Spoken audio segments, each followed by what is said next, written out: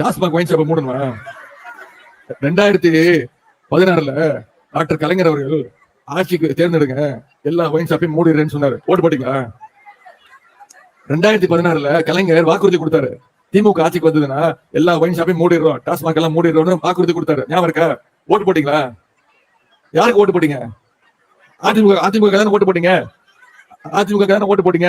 இவர் பேசுனதை நீங்க கேட்டிருப்பீங்க. அப்படி கேட்கலன்னா இந்த வீடியோக்கு கடைசியில அவர் என்ன பேசியிருக்கான்றத மறக்காம கேட்டுட்டு போயிருங்க. நாங்க ஆட்சிக்கு வந்தா நீட் ரகசியத்தை சொல்லுவோம்னு மக்கள்கிட்ட புது புது வெற்று அறிக்கைகளை மட்டுமே சொல்லி இன்னைக்கு ரோலிங் பார்ட்டியா இருக்கக்கூடிய உதயநிதி கிட்ட ஒருத்தர் கேட்கிறாரு, இந்த மதுபான கடைகள்லாம் மூடுங்க ஐயான்னு சொல்ல டாஸ்மார்க்கை மூடணுமா?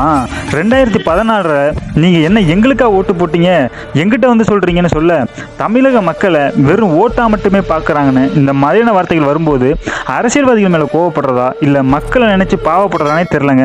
உண்மையிலுமே இந்த வீடியோவை முழுசா பார்த்துட்டு நம்ம சேனலை மறக்காம சப்ஸ்கிரைப்